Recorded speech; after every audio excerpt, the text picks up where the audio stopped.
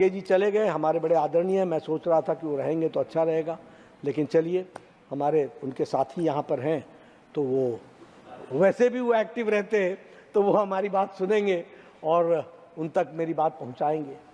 मुझे कल समझ में नहीं आया कि खड़गे जी राष्ट्रपति अभिभाषण पर बोल रहे हैं या चुनावी भाषण बोल रहे हैं।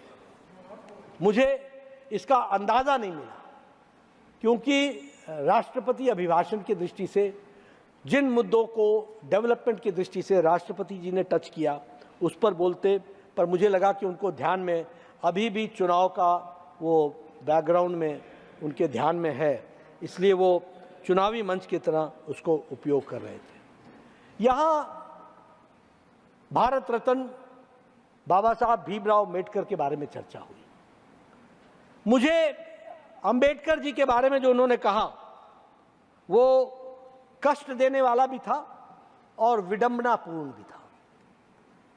आपने ऐसे भावुक तरीके से बोला जैसे बाबा साहब अम्बेडकर के साथ आपका ऐसा संबंध है। देवराज जी के साथ मेरा है, वो तो मेरा है, इसीलिए मुंह से निकला और वो बारंबार निकलेगा। लेकिन अभी मैं भारत रत्न भीमराव अम्बेडकर जी की बात कर रहा हूं, तो उसके साथ ऐसा संबंध लगा और वो लगा जैसे बहुत दुखी है कि जैसे उनकी इज्जत नहीं हुई। लेकिन मैं उनको याद दिलाना चाहता हूं कि आप ही की पार्टी जब बाबा साहब भीमराव अम्बेडकर भारत रत्न जब दुखी होकर के नेहरू कैबिनेट से उन्होंने इस्तीफा दिया था, तो उनको इस्तीफा के बाद इसी हाउस में इस्तीफा पर वक्तव्य रखने से नहीं दिया गया था, उसकी परमिशन नहीं। He could not place and he could not speak the reason of resignation. This is on record कि उनको अपने बाबा साहब को यहाँ पर हाउस में Sir, please look at the records of the house and find out. One second. Nadda ji एक सुनो जयराम जी. Sir, I just want the honorable leader of the house to revisit the records of that day and see why that permission was not granted by the chair. This is all part of the record. Okay. October 12, Jairam ji, 1951. Please look at the record. 1 second. You have a master historian there. 1 second. So Jairam ji, one second. I thought you were disputing it. You are not disputing it. You are going beyond it. You may continue. Chairman sir, You may continue. Chairman sir, You may Chairman continue. sir, I must thank Jairam Ramesh for substituting that what I am saying is correct. But he wants you to say more. हाँ, तो अब वो इस्तीफा दिया, उनको बोलने नहीं दिया गया और भीमराव अंबेडकर को दूसरे दिन प्रेस कॉन्फ्रेंस करनी पड़ी। अब खड़गे जी के दिल में अभी भी टीस है, मैं उनकी सहानुभूति रखता हूं, लेकिन अपने कांग्रेस भाइयों से पूछे ना कि जो आप इधर हमारे से पूछ रहे थे, आपके कांग्रेस पार्टी ने क्या हाल किया उनका, कैसे देखा उनको। फिर उसके बाद अगर मैं कहूं, नड्डा जी, 1990 में I was member of Lok Sabha. 1990 के 2 महीने बहुत महत्वपूर्ण है। मार्च के महीने में लंबे अंतराल के बाद भारत रत्न उनको दिया गया और अप्रैल 1990 में सेंट्रल हॉल में उनका पोर्ट्रेट अनवील किया गया और पोर्ट्रेट अनवील करते समय यह ध्यान रखा गया कि पोर्ट्रेट्स का मूवमेंट कैसे हो। और तब मैंने जानकारी की कि जब से सेंट्रल हॉल में पोर्ट्रेट लगे हैं उनका मूवमेंट होता रहा है, कभी कोई मुद्दा नहीं उठा। आपने 1993 की बात की, शायद आप भी उस समय विधायक होंगे, मैं भी विधायक था। जो आपने कहा मैंने भी आंखों से देखा है। मैं कांग्रेस पार्टी का विधायक था और कांग्रेस पार्टी से मेरा गहरा नाता रहा है।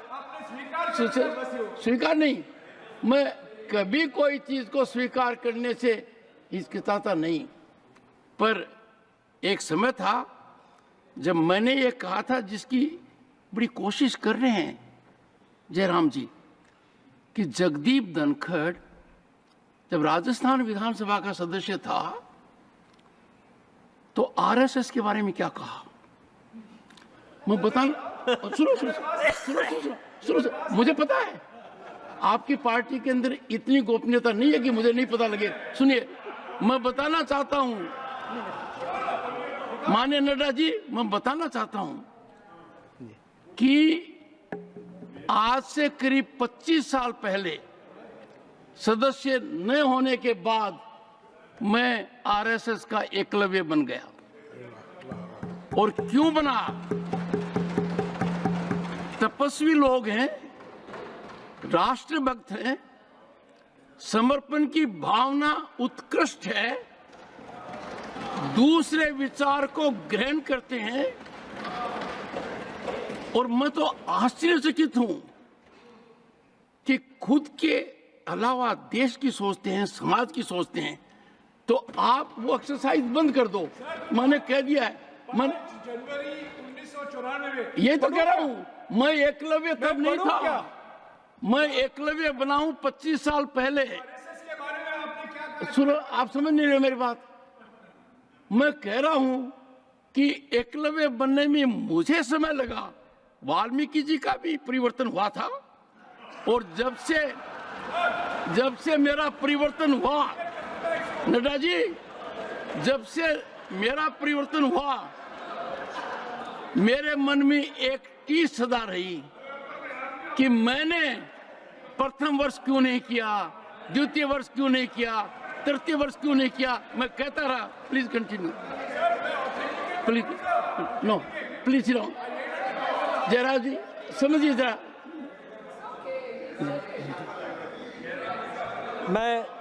मैं यहाँ ये भी बताना चाहता हूँ, जिसका जिक्र अभी हमारे चौहान साहब ने भी किया और मादिक साहब ने भी किया। वो जो 1952 का चुनाव अंबेडकर जी लड़ने गए, तो उनके विरुद्ध नेहरू जी खुद प्रचार में गए। He himself participated in the electioneering against Bhimrao Ambedkar. और उसमें सबसे बड़ी बात ये थी कि आप देखिए, मज़ा है, इनका ईवीएम से जो बैर है वो बड़ा पुराना है। उस समय भीमराव अंबेडकर जी 14,000 वोट से हारे और इनवैलिड वोट 78,000 हुए।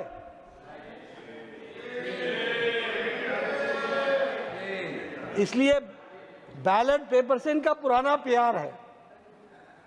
78,000। और आजाद भारत, उस समय जयप्रकाश नारायण जी ने कहा कि यह चुनाव में धांधली हुई है। हमने नहीं कहा, जयप्रकाश नारायण जी ने कहा कि चुनाव में धांधली हुई है।